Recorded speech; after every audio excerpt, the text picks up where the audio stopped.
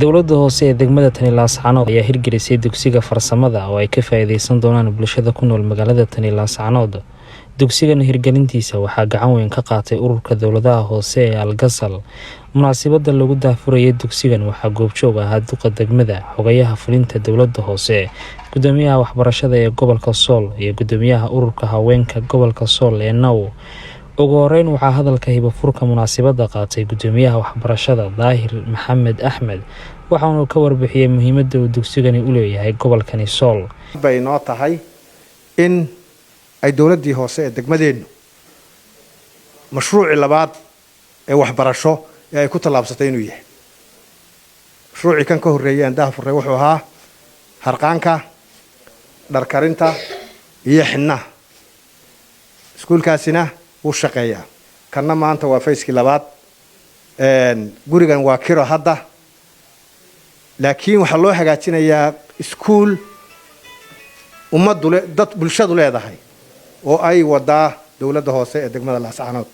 runtii dadaal ka badan ma soo marin gobolkeenna iyo gobollada la midkaaba. dowladda hoose waynu u mahadcelinaynaa ka wasaaradda waxbarasho ahaan. runtiina waa waxaynu u baahnayn oo ummadeennu u baahnayd ee gobolka Sool.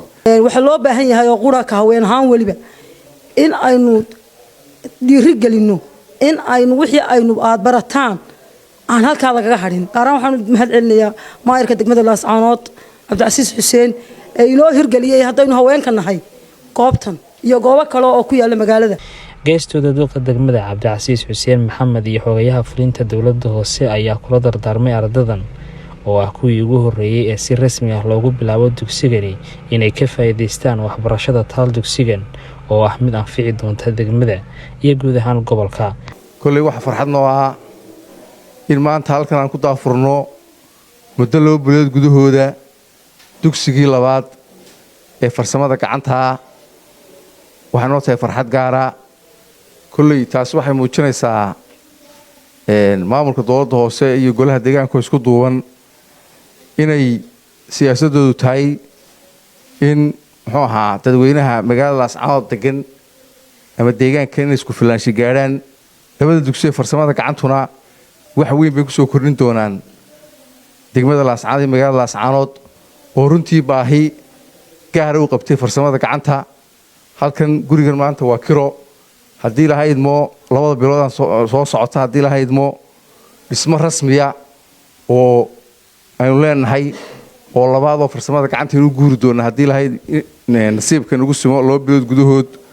taana waan ku bushaareynayaa. waxaan u mahadnaqayaa ururka VNG ee dowladaha hoose waddanka Netherland, ururka Algasal ee dowladaha hoose Somaliland oo runtii iyana gacan weyn ka geystay sidii dugsigani u furnaan lahaa. maanta adduunku isku dhaafay.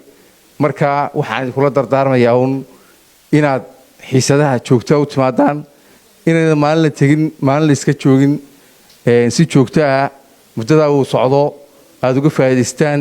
lagu baranayo oo yeelanayso degmada Laascaanood sida laga wada dhawaajiyay. farsamada gacantu waa nolosha, waa wax ku tiirsan nolosha qofka bini'aadamka.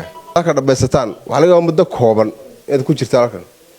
muddada kooban ee halkan ku jirtaan waxaa la idinka baahan yahay dadaal, inaad dadaashaan. kan waa lagugu hagar baxay, makiinadaas lagu siiyay, waxbaa lagugu baray, macallinkii baa ku hor jooga, qalabka aad ku baranada lagu soo dhamaystirayaa. waxba adiga kaagama baahna. kaliya waxa laga baahan yahay inaad timaado waxna aad ku barato. waxa aad baranaysidna dadaalkeeda iyo in aad joogtiiso adaa lagaaga baahay. Cabdi Fataax Maxamed Cabdi, SABC TV, Laascaanood.